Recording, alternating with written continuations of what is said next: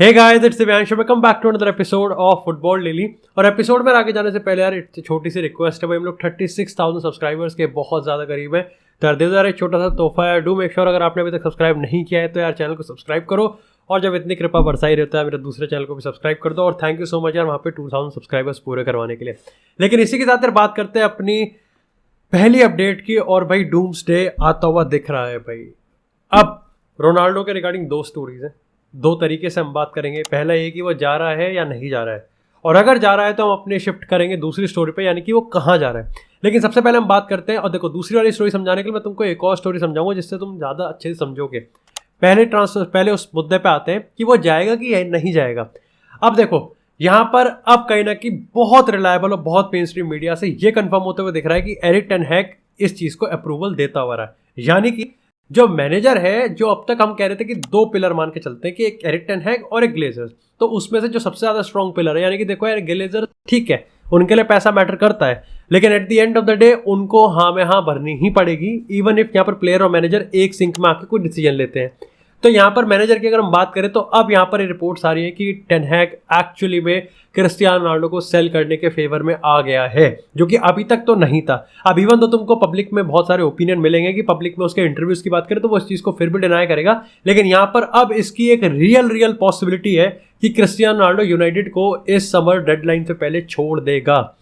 ये कंफर्म होते हुए दिख रहा है, और उसके पीछे बहुत रीजन है। सबसे पहले टेन हैग ये देखो, मैंने तुमको कल के एपिसोड में बताया था और आज के एपिसोड में भी ये चीज़ रिपीट हो रही है कि टेन हैग भी ये मानता है कि रोनाल्डो काफ़ी ज़्यादा एक तरीके से अनकंफर्टेबल है, और कहीं ना कहीं जो उसका एटीट्यूड है वो थोड़ा सा प्रॉब्लमैटिक हो रहा है यहाँ पर ड्रेसिंग रूम के लिए। और उसकी ये जो इच्छा है कि भाई मेरे को यहाँ पर जाने दिया जाए, मेरे को एक अपना क्लब ढूंढ दिया जाए, वो यहाँ पर कहीं ना कहीं बाकी के ड्रेसिंग रूम को थोड़ा सा वियर्ड पोजीशन में खड़ा कर रही है। और इस पॉइंट ऑफ टाइम पे देखो यार, अब मेरे को एक चीज़ और भी समझ में आ रही है कि क्यों यहाँ पर रोनाल्डो को एक्चुअली में यूनाइटेड को छोड़ जाना चाहिए, क्योंकि शायद से यूनाइटेड का ये वाला जो सीजन होगा ना, वो ऊपर से इररेलेवेंट है। बिकॉज देखो हम कोई ट्रॉफी के लिए फाइट नहीं कर सकते, जिस तरीके का ट्रांसफर मार्केट जा रहा है, जो कि अभी इस सीजन देखेंगे हम, वो और भी ज़्यादा बदतर है। तो टीम यहाँ पर सीरियसली जिसने पहले 3 मैनेजर्स को सेलेक्ट करवाया, वही टीम यहाँ पर एक ऐसे मैनेजर के अंडर खेलने वाली जिसको हम नेक्स्ट 4-5 साल के लिए बैक करने में एटलीस्ट। तो यहाँ पर कहीं ना कहीं टेन हैग ये मान के चल रहा है कि लगभग 2-3 हमको ट्रांसफर विंडो लगेंगी, और ऐसे में फिर क्रिस्टियानो रोनाल्डो को एक global superstar, one of the GOAT, ऐसे में उस प्लेयर को रोक के करना ही क्या है, जब वो खुद ही कह रहा है कि यार वो इस चीज़ का पार्ट नहीं बन सकता। क्योंकि यार ये तो तय बात है ना कि यूनाइटेड यहाँ पर ट्रॉफीज के लिए अभी compete नहीं करने वाली। तो कहीं ना कहीं रोनाल्डो का स्टैंड भी क्लियर है, और टेन हैग भी इस चीज़ को समझ रहा है। मेरे ख्याल से दोनों के यहाँ पर रास्ते अलग हो जाए तो ज़्यादा बेटर है। लेकिन इसी के साथ यार बात करते हैं अपनी दूसरी स्टोरी पे, यानी कि अब देखो out of nowhere Alvaro Morata आ रहा था, लेकिन अब यहाँ पर बहुत रैंडम खबर आई है, और ये बहुत पक्की खबर है कि यूनाइटेड यहाँ पर Matheus Cunha from Atletico Madrid को टारगेट कर रही है, और ये डील एक्चुअली में बहुत जल्दी क्लियर होती हुई दिख सकती है। यानी कि 23 मिलियन में जो प्लेयर एथलेटिको मैड्रिड खरीद के लाई थी, उसको यहाँ पर 50 मिलियन में बेच रही है। उनके लिए तो बड़ा बढ़िया बिजनेस है। अब यहाँ पर काफ़ी लोग कहेंगे कि यार मैथ्यूस कुन्हा एक्चुअली में प्लेयर अच्छा है कि या नहीं है। देखो यार, मैंने उसका एथलेटिको मैड्रिड से काफ़ी बार देखा है। जितना मैंने उसको देखा है, मेरे हिसाब से भाई ऑफकोर्स सिमियोनी के हर एक प्लेयर की एक जो खास खूबी होती है वो ये है कि उसका वर्क रेट हमेशा हाई रहेगा। यानी कि वो डिफेंसिवली भी आपको कंट्रीब्यूट कर सकता है, वो अटैकिंगली भी आपको कंट्रीब्यूट कर सकता है। उसकी passing, dribbling, everything is actually top notch. और वो यहाँ पर जो मिडल में होता है ना, यानी कि एक कंजेस्टेड एरिया में भी वो काफ़ी अच्छा परफॉर्म कर सकता है। The only negative about this deal is कि उसका एंड प्रोडक्ट हग्गू है, यानी कि कुल मिला के उसकी फिनिशिंग अच्छी नहीं है। बट इवन दो देखो 23 साल का है, स्ट्राइकर है, अच्छा है। मेरे को लगता है कि ये प्रोजेक्ट ऐसा है जहाँ पर ठीक है, इट्स गुड। लेकिन एरिक टेन हैग के सिस्टम में जैसे कहते हैं कि हाई प्रेसिंग चाहिए, भागते रहना चाहिए, भाग ये कर वो कर, टाइट पेसेस में कंजेस्टेड में खेलना चाहिए, आई थिंक उस हिसाब की प्रोफाइल को यहाँ पर वो मैच करता है। अब यहाँ पर जैसे मैंने कहा था कि अगर रोनाल्डो जाएगा तो कहाँ जाएगा, उसको मैं इस स्टोरी से मैं तुमको लिंक करके समझाऊंगा। देखो ये चीज़ कंफर्म अभी तो फिलहाल ये रिपोर्ट किया जा रहा है कि कोई स्वैप डील नहीं होने वाली, यानी कि ऐसा नहीं होगा कि इस डील का पार्ट होने वाला है कि मैथ्यूस कुन्हा एथलेटिको से यूनाइटेड आएगा और यहाँ पर रोनाल्डो यूनाइटेड से एथलेटिको जाएगा। खैर अभी ये भी कंफर्म नहीं है कि देखो ये तो पक्का है कि यूनाइटेड का लिंक है, जहाँ पर जोनाथन श्रेगर ने इस चीज़ को कहा भी है कि मैथ्यूस कुन्हा के एजेंट से बात भी चल रही है यूनाइटेड की। इस पॉइंट ऑफ टाइम पे जब हम ये वीडियो रिकॉर्ड कर रहे हैं लगभग 15-20 मिनट पहले खबर आई है। लेकिन एल्वारो मोराटा भी अभी पूरे मिक्स में है, तो एल्वारो मोराटा ये तो कंफर्म मान सकते हैं कि या तो मोराटा या कूना, एक प्लेयर तो यहाँ पर आ ही रहा है। अब यहाँ पर तुम खुद सोचो, एरिक टेन हैग ने ये डिसीजन बना लिया कि ठीक है रोनाल्डो को अगर जाना है तो वो जा सकता है। यूनाइटेड के अगर अंदर अंदर की बात करें तो इतने लीक्स आ रहे हैं, इतना टॉक्सिक कल्चर हो रहा है, मतलब पिछले सीजन में जो बर्बादी हो रही थी वो इस सीजन में कंटिन्यू चल रही है। रोनाल्डो को क्लब छोड़ना है, ग्लेजर्स वहां तक बात, अब देखो वो उनके हाथ भी बंधे हुए हैं, वो चूतिया भी क्या ही करेंगे। तो यहाँ पर रोनाल्डो जा रहा है। अब अगर हम बात करें पॉसिबल डेस्टिनेशंस की, तो देखो स्पोर्टिंग सब बहुत क्लब चाहते, मैं चाहता हूँ पर्सनली वो बायर्न जाए, लेकिन मेरे चाहने से कुछ नहीं होता। आप में से काफी लोग होंगे जो चाहेंगे कि स्पोर्टिंग जाए, लेकिन यहाँ पर एथलेटिको मैड्रिड ही एकमात्र ऐसा क्लब है जो कि एक्चुअली में एक्शन ले रही है। अब आप में से काफी लोग सोच रहे होंगे यार उसका तो फैंस यहाँ पर डेमोन्स्ट्रेशन कर रहे हैं, बट इवन दो उसके रिगार्डिंग द फैक्ट कि यहाँ पर फैंस का थोड़ा सा मूवमेंट हो रहा है अगेंस्ट, लेकिन फिर भी एथलेटिको मैड्रिड की रिपोर्ट्स यही बता रही हैं कि हायरार्की काम कर रही है इस पे कि रोनाल्डो को यहाँ पर लाया जाए। और पहले ही बाकी जो अंडरग्राउंड जो होते हैं ना, जो काफी ज्यादा रिवील करते हैं, इवन डंकन कासल की हम बात करें तो यहाँ पर बहुत सारे रिपोर्टर्स ने ये कहा है कि प्री एग्रीमेंट ऑलरेडी हो चुका है रोनाल्डो और यहाँ पर एथलेटिको मैड्रिड में। सिमियोने ने भी एक तरीके से यहाँ पर यही चीज कहा है कि वो रोनाल्डो के मूव के फेवर में है। तो ये तो मान सकते हैं, देखो मैं तो बिल्कुल नहीं चाहता कि वो एथलेटिको मैड्रिड जाए, लेकिन चाहने ना चाहने से नहीं होता। It's all about reports, it's all about the real world and reality. और रियलिटी यहाँ पर ये है कि एथलेटिको मैड्रिड काफी ज्यादा रियलिस्टिक ऑप्शन लग रहा है for Cristiano Ronaldo, and this is fact. अब यहाँ पर मेरे ख्याल से कॉन्ट्रैक्ट टर्मिनेशन होगा या फिर जो भी सीन होगा, लेकिन यहाँ पर रोनाल्डो डेडलाइन डे से पहले जाता हुआ पूरा दिख रहा है। लेकिन इसी के साथ यार बात करते हैं अपनी दूसरी अपडेट की, जो कि आती है यहाँ पर पीएसजी से। अब अगर हम पीएसजी की बात करें ना यहाँ पर, तो देखो पीएसजी में बहुत बवाल हो गया, और उस बवाल की अगर आफ्टर मैच की बात करें तो पीएसजी की हायरार्की, चाहे हम मैनेजर की बात करें, स्पोर्टिंग डायरेक्टर की बात करें, या उसके ऊपर की भी हायरार्की की हम बात करें, तो वो समझ गया कि देखो मामले ने तूल पकड़ लिया है, और इससे पहले कि मामला हाथ से निकल जाए और बदनामी हो जाए, इस मामले को समेट देते हैं। अब यहाँ पर सिचुएशन ये है कि इस हफ्ते कभी भी क्रिस्टोफर गाल्टियर और यहाँ पे लुइस कैंपोस दोनों ही पार्टी से एक्चुअली बात करेंगे एम्बापे से और नेमार से कि भाई तुमको एक पेज पे आना पड़ेगा, तुमको एक साथ खेलना पड़ेगा, तुमको टीम के लिए खेलना पड़ेगा, और तुमको कुछ भी करके अपनी दोस्ती पे कुछ भी करो, लेकिन अपनी केमिस्ट्री बनाओ, दोस्ती बनाओ। लेकिन ये तो सबके सामने है कि दोनों के बीच में फूट है। अब प्रॉब्लम यहाँ पर यह है कि अगर मैं बाकी रिपोर्ट्स की बात करें तो नेमार, मेसी, एम्बापे, इनमें नेमार और मेसी के जो एंट्राज है, यानी कि उनके जो सोर्सेज हैं, उनके जो स्पोक्स पर्सन है, वो यहाँ पर ये चीज़ से बहुत ज़्यादा नाखुश हैं और बिल्कुल भी बहुत ज़्यादा डिसअपॉइंटेड है कि एम्बापे को कितना ज़्यादा इन्होंने तवज्जो दे रखा है कि पीएसजी का जो भी प्रोजेक्ट है वो हर चीज़ एम्बापे के थ्रू जाएगी। उन्होंने कहा कि एम्बापे ने, ठीक है he is a world global superstar, but उस पर इतना डिसीजन मेकिंग नहीं होना चाहिए जितना कहीं ना कहीं पीएसजी ने अभी दे रखा है, कंसिडरिंग द फैक्ट कि उसी क्लब में, उसी स्क्वाड में मेसी भी है, नेमार भी है, रैमोस भी है और बहुत बड़े बड़े प्लेयर्स हैं। तो डेफिनेटली यहाँ पर जो फूट है वो ऑलरेडी आ चुकी है। क्या ये चीज़ सॉल्व कर सकते हैं या नहीं कर सकते, क्या ये तो टाइम ही बताएगा। लेकिन पीएसजी को जो चीज़ नहीं चाहिए थी और जिसके चीज़ के लिए वो बदनाम है, वो ऑलरेडी उनके ड्रेसिंग रूम में आती हुई दिख गई है। लेकिन इसी के साथ बात करते हैं अब थोड़ी सी डियोंग की। तो भाई यहाँ पे अगर बात करें टेलीग्राफ की, जो कि डच न्यूज़ आउटलेट है, उन्होंने इस चीज़ को कंफर्म करा है कि यूनाइटेड का जो ऑफर था डियोंग के लिए वो एक्सपायर हो चुका है। अब यहाँ पर दो रास्ते जाते हैं। पहला तो ये है कि क्या यूनाइटेड यहाँ पर मतलब देखो ट्रांसफर डेडलाइन डे से पहले यूनाइटेड का ये ऑफर एक्सपायर हो गया, या तो अब ये है कि यूनाइटेड को एक नया ऑफर डालना पड़ेगा डियोंग को साइन करने के लिए, जो कि मैंने तुमको बता भी रहा हूँ कि ऐसी रिपोर्ट्स आ रही है कि टेन हैग और डियोंग में एक बार फिर से डिस्कशन होने वाले हैं और एक बार फिर से शायद से मैच कर सकता है कि यूनाइटेड एक नया ऑफर दे जहां पर वो डियोंग के पर्सनल नीड्स को और उसके जो पर्सनल नंबर्स उसको जो चाहिए वो यहाँ पर उस तरीके से उसको कन्विंस कर सकें।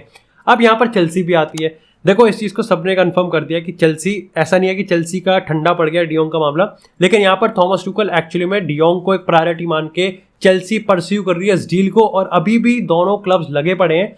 ये चीज़ तब तक ही जाएगी जब तक, क्योंकि देखो यार स्टैंड कोई कुछ भी कहता रहे कि यूनाइटेड आ गया, चेल्सी आ गया, बारसा आ गया, मतलब उसको रखने में fact of the matter is कि डियोंग बारसा में ही रुकना चाहता है और अपने करंट सर्कमस्टांसेस में, यानी कि विदाउट अ वेज कट, तो वो पे कट भी नहीं लेना चाहता, वो बारसा भी नहीं छोड़ना चाहता। And this is the reason कि उस पर अभी तक डिसीजन क्यों नहीं बना। खैर मैं बता देता हूँ कि चेल्सी ऑफर देखो तभी रखेगी द मोमेंट डियोंग ने डिसाइड कर दिया मैं बारसा छोड़ रहा हूँ, चेल्सी ये डील आगे रख के जीत जाएगी। चेल्सी पे पैसे की कोई कमी नहीं है और उन पे प्रोजेक्ट भी मैनचेस्टर यूनाइटेड ज़्यादा बेटर है। लेकिन इसी के साथ बात करते हैं थोड़ी सी बार्सिलोना की और आगे मतलब बाकी के ट्रांसफर्स की। तो देखो अगर डेस्ट बिकता है तो देखो ये राइट बैक लेके आ रहे हैं, ये तो कंफर्म है। राइट बैक के बहुत ऑप्शन है, मैंने तुमको कल के एपिसोड में बताया था। मार्कोस अलोंसो आ रहा है, ये भी कंफर्म है। अब यहाँ पर बर्नार्डो सिल्वा आएगा तो डियोंग जाएगा या नहीं जाएगा या फिर दोनों एक साथ रुकेंगे, ये बताया जा रहा है कि अगर एक राइट बैक आता है और डेस्ट बिकता है, मेम्फिस डिपाई बिकता है और ओबामेयांग बिकता है। फैब्रिजियो ने आज के में अपडेट भी दिया है कि 30 मिलियन मांग रही है एटलीस्ट बार्सिलोना, वही 15 मिलियन चेल्सी देना चाहती है, तो 15, 20, 22 के आसपास पे जाएंगे। और टूकल एक्चुअली में ओबामेयांग को एक प्रायोरिटी मान के चलता है। तो ऐसे में कहीं ना कहीं सीन यहाँ पर सिर्फ इतना है कि यहाँ पर ये अभी भी लगाया जा रहा है कि जहाँ पर्सनल एग्रीमेंट ऑलरेडी एग्री है बर्नार्डो सिल्वा के साथ, अगर डेस्ट, डिपाई और ओबामेयांग तीनों सेल होते हैं और एथलेटिक ग्रीजमैन का भी यहाँ पर ट्रिगर कर देती है क्लॉज उसको रखने का, तो यहाँ पर बहुत हाई चांसेस है कि डियोंग और बर्नार्डो एक साथ रुक सकते हैं। बट डियोंग को पे कट लेना पड़ेगा, डियोंग को अपनी सैलरी रिड्यूस करनी पड़ेगी। और अभी पीके पे भी डिसीजन अभी बनना बाकी है, क्योंकि मैंने तुमको बताया था 3-4 एपिसोड पहले कि पीके का भी जो वेज कट लेने का सीन था वो भी अभी थोड़ा सा फुल स्टॉप पे आ गया, उस पर भी डिस्कशन वापस से चलने वाली है। तो ये कहीं ना कहीं इस समय की सारी खबरें हैं भाई। तो जस्ट भाई मैंने ऑलमोस्ट 1-2 घंटे पहले वीडियो बनाई थी और 3-3 बज रहे और लगभग यार आधे घंटे पहले एक खबर आई है कि AIFF यानी कि कुल मिला के Indian football is typically like almost band. तो भाई वो जो डर था कि फीफा यहाँ पर वो बैन, वो सैंक्शंस लगा देगा, वो यहाँ पर लग चुका है।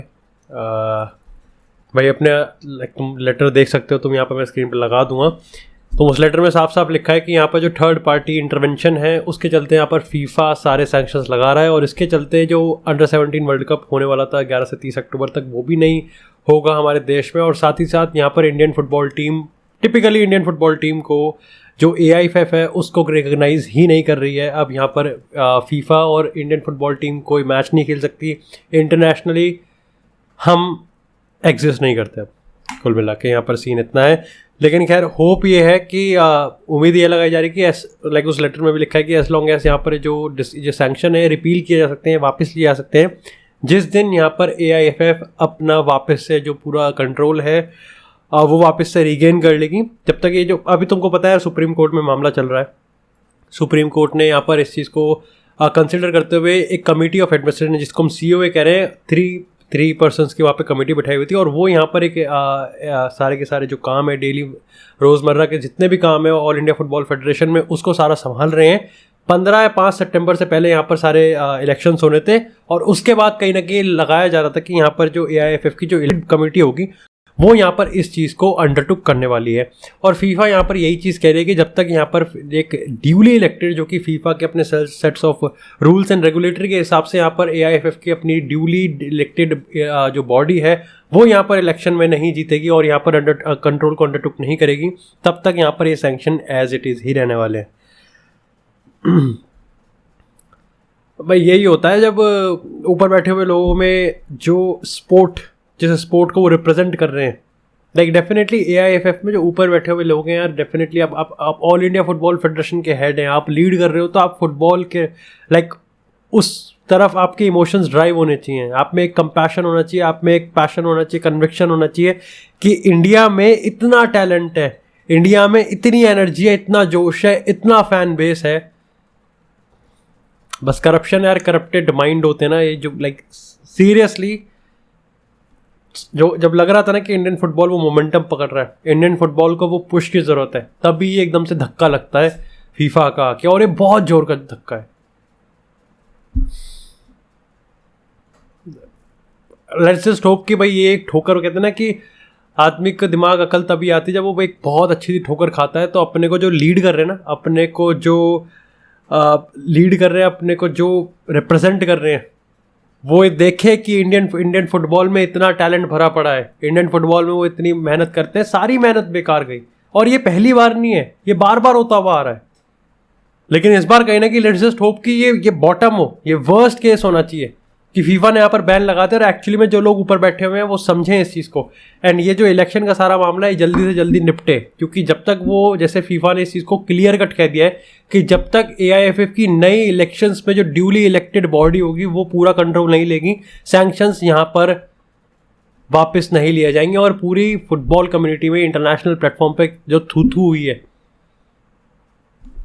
यार, जो बंदे इतने करप्ट हो सकते हैं, जिन बंदों में कोई पैशन नहीं है स्पोर्ट्स को लेके, जिन बंदों में कोई मोटिवेशन नहीं है कि इसको ड्राइव करे, उनसे अकाउंटेबिलिटी की क्या उम्मीद कर सकते हैं यार। लेट्स जस्ट होप कि यार जो भी हो इंडियन फुटबॉल के लिए यार बेटर हो यहाँ से।